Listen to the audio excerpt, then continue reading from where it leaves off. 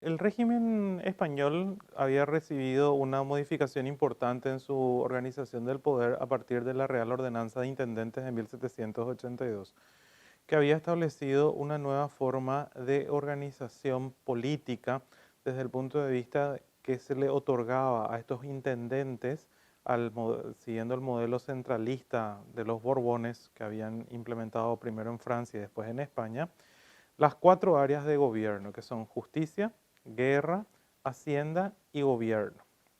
Por lo tanto, los gobernadores se convertían en verdaderos administradores totales de lo que hacía al día a día de la administración local de la provincia.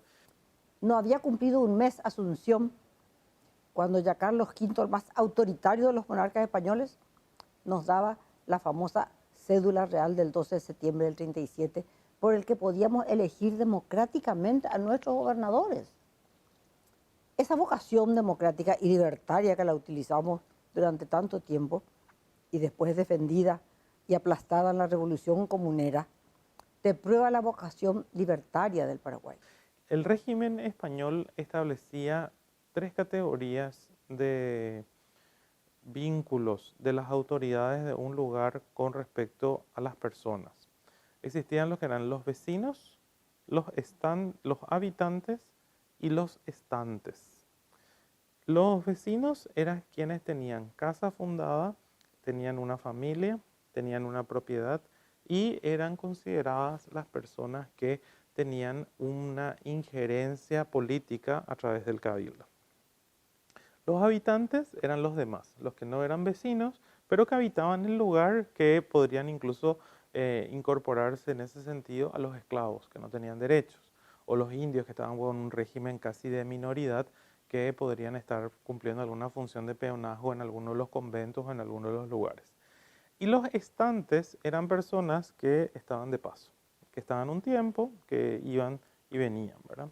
Entonces, los vecinos son el proceso, o sea, es la figura jurídica de los que tenían alguna injerencia a través del cabildo, que participaban cuando se hacían los cabildos abiertos, como fue el de 1810, y que tenían obviamente un estatus diferente a los demás. La Sociedad de la Independencia en realidad tiene sus antecedentes a fines del siglo XVIII, cuando se abre el puerto de Buenos Aires al comercio. Es allí cuando se introduce una segunda migración tanto de españoles como de otros países europeos. En 1779 se establece el estanco del tabaco, con lo cual ingresa la moneda metálica. Y en la plaza de Asunción se vuelve una plaza interesante. Entonces comienzan a venir un montón de comerciantes, de migrantes, que antes no tenían ningún interés, porque en este lugar solamente se comerciaba con madera, con cueros, tabaco y hierba. Entonces, muchos de estos hombres que vienen, españoles leales, españoles peninsulares, son los que van conformando el cabildo. En 1804, el gobernador don Lázaro de Rivera había elaborado un censo en donde se detectó unos 5 a 6 franceses, una gran cantidad de españoles, de hecho, pero más que nada portugueses por la vecindad que teníamos con la colonia de Brasil y algunos piamonteses, lombardos, austriacos. Dentro de ese cabildo ya hay un concepto de patria en el sentido de patria grande, cuando, por ejemplo, en 1793, los miembros del cabildo, encabezados por Juan Valeriano Ceballos, y eso no es una cuestión accidental que después él sea uno de los hombres llamados en 1811, a pesar de ser un español peninsular, este señor, que era alcalde de primer voto, le pide al coronel Félix de Azara, al capitán José Félix de Azara, le pide que configure una descripción histórica del Paraguay y un mapa del Paraguay. O sea, queremos saber nuestra historia y queremos saber cómo es el territorio que gobernamos y al que pertenecemos. Queremos visualizar. ese cabildo manda a hacer una vidriera, un cuadro para exponer el mapa que le regala Sara, que después es confiscado por el gobernador. O sea, el gobernador dice, no, ustedes no tienen por qué tener los mapas son solamente atribuciones de la corona. Hay una disputa muy, muy interesante sobre eso que buscó, cómo se sentía el cabildo. Y también la gran cantidad de españoles que vinieron y se formó una nueva clase que era la clase mercantil, que ellos año tras año ocupaban los escaños del cabildo de Asunción y además se casaron con mujeres paraguayas de la sociedad y se introdujeron tanto en la política como también en la sociedad paraguaya. El cabildo era bastante realista, muy monárquico. En 1804 a Manuel Godoy, el príncipe de la Paz, lo convierten en regidor perpetuo del cabildo de Asunción, se hacen unas grandes fiestas. Francia es alcalde de primer voto en 1808. José Carísimo, que es uno de estos hombres que acababa de llegar, es el alcalde de segundo voto. En 1811, acordate que el cabildo dice que sí, que vengan los portugueses, por eso es que son destituidos y después se forma un nuevo cabildo. Y en ese nuevo cabildo, justamente quien es el nuevo alcalde de primer voto es Juan Valeriano Ceballos.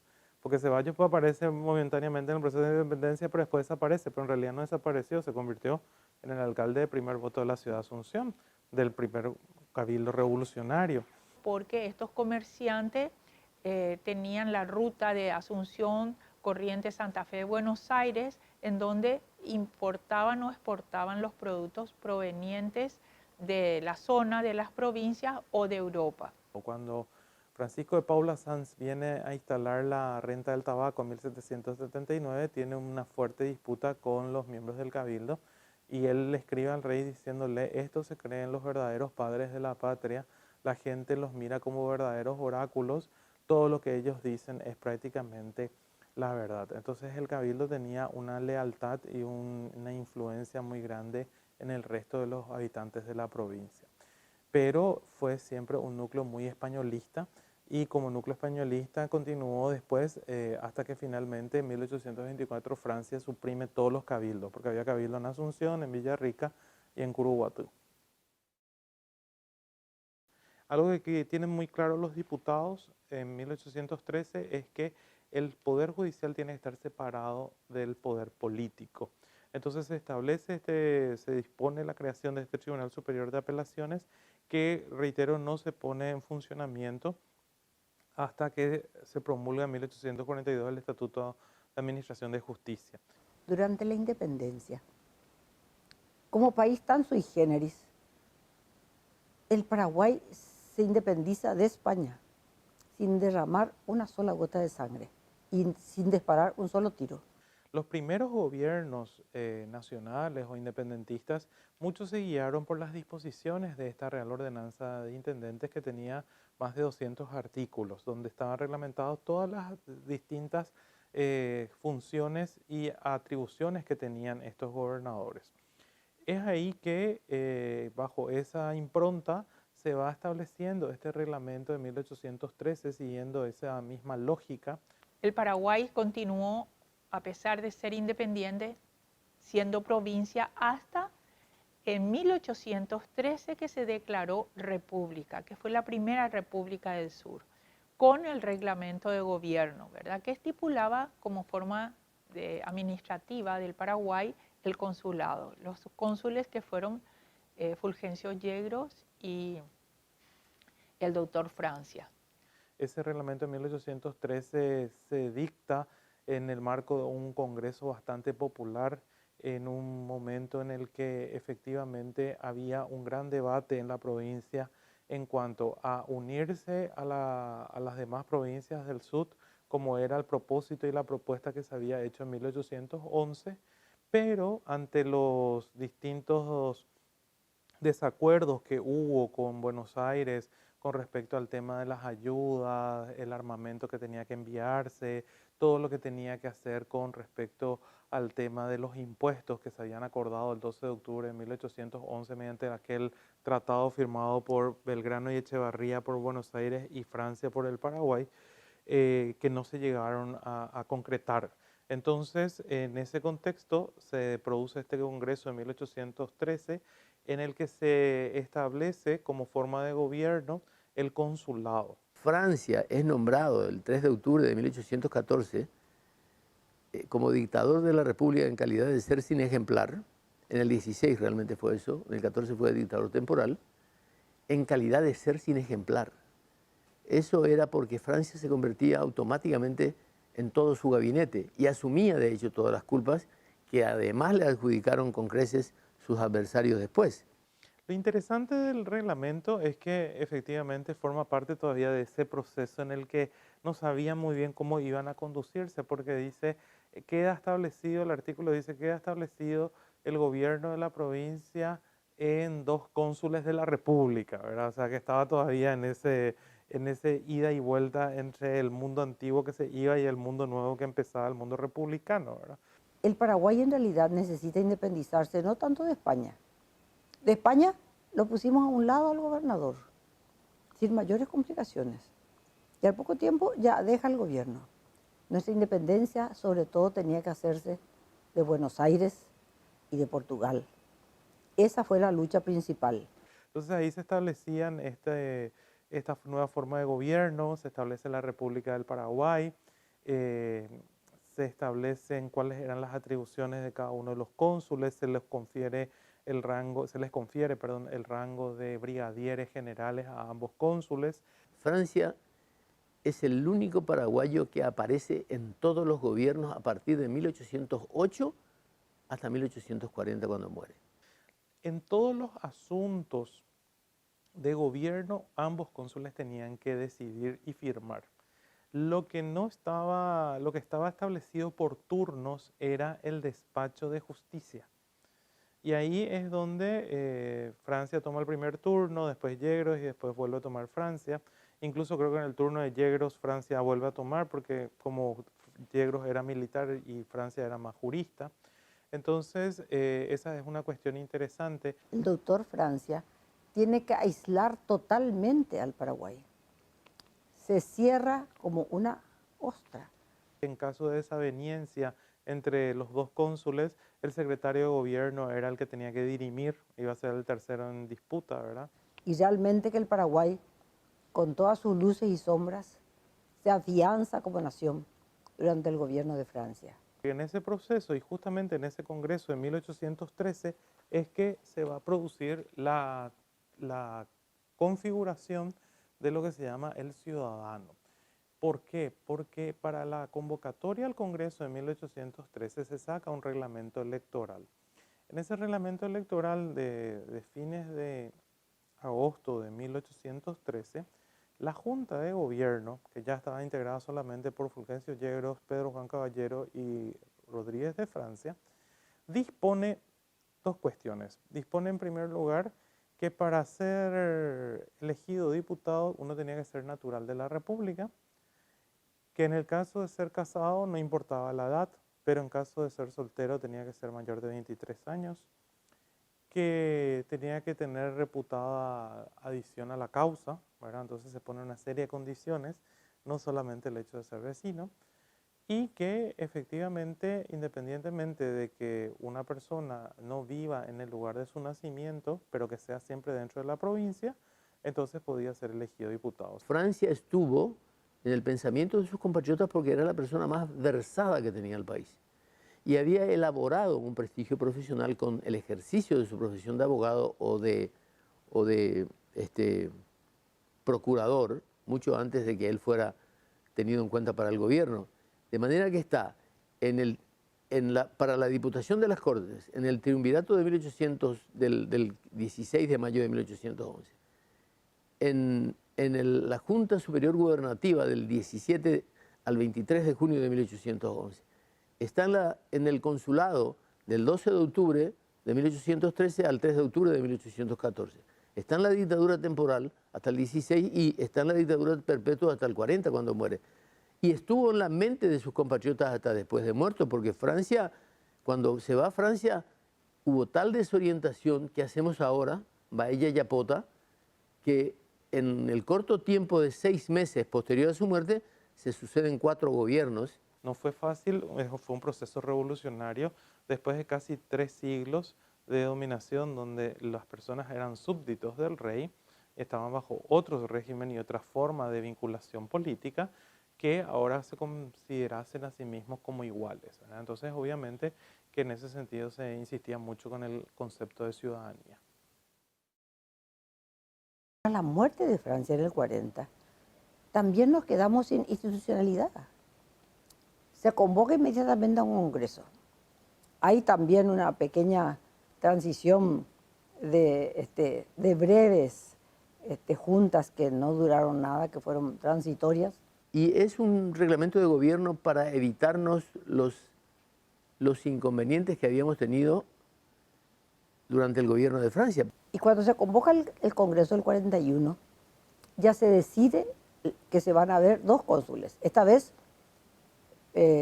Mariano Roca Alonso y don Carlos Antonio López, que actuaba como secretario. Entonces lo que hace López, para lo cual el día anterior, el 24 de noviembre, se firma un reglamento para la disposición de la justicia en el Paraguay, donde se pauta claramente hasta el uniforme de los jueces y fiscales.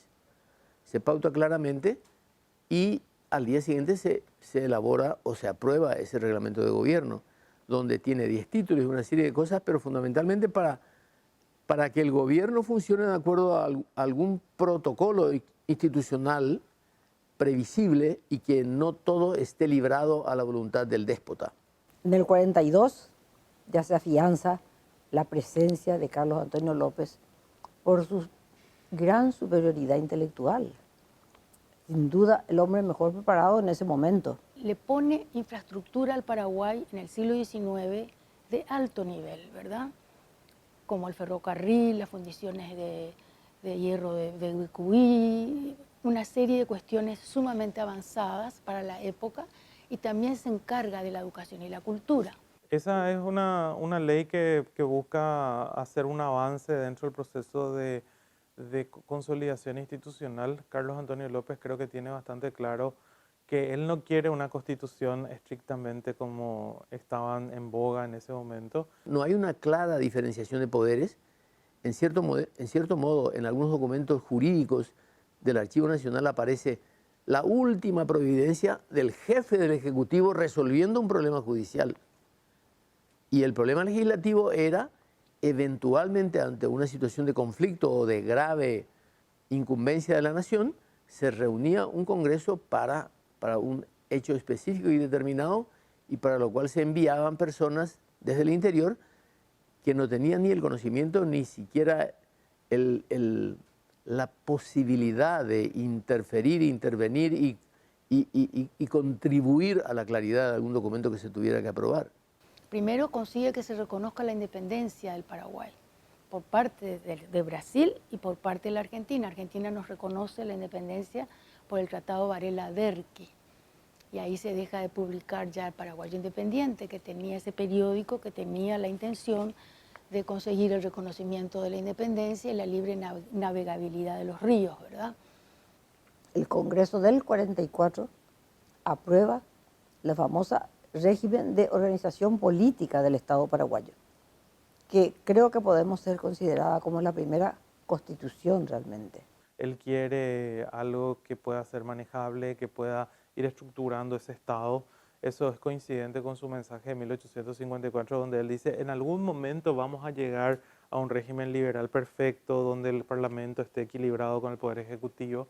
De hecho, eso se nota porque obviamente es una ley que establece un presidencialismo muy fuerte, un presidente de la República que dura 10 años, más el Congreso solamente se reúne cada 5 años en sesiones especiales, si es que lo convoca extraordinariamente el presidente, y un poder judicial totalmente subsidiario del Poder Ejecutivo, ¿verdad? Entonces era una república con un presidencialismo bastante reforzado. Tenía que ser paraguayo, natural, de 45 años de edad, casado, católico, apostólico romano, etc.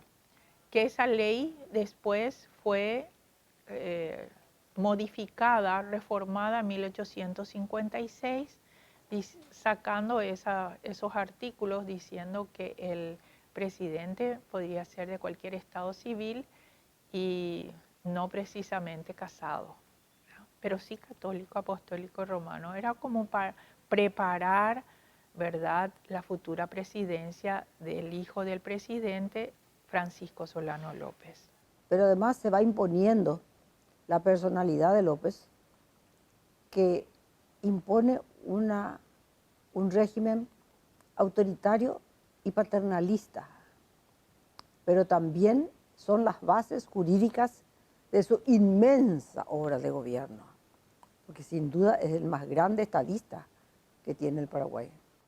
Era inevitable que tuviera que asumir el rol de un sabelotodo, porque sabía más que los otros, o asumir o no permitir que alguna persona sin capacidad ni solvencia intelectual pudiera interferir en un proyecto de gobierno. López nos demostró que lo que hizo con autoridad y a veces con arbitrariedad fue útil para el país.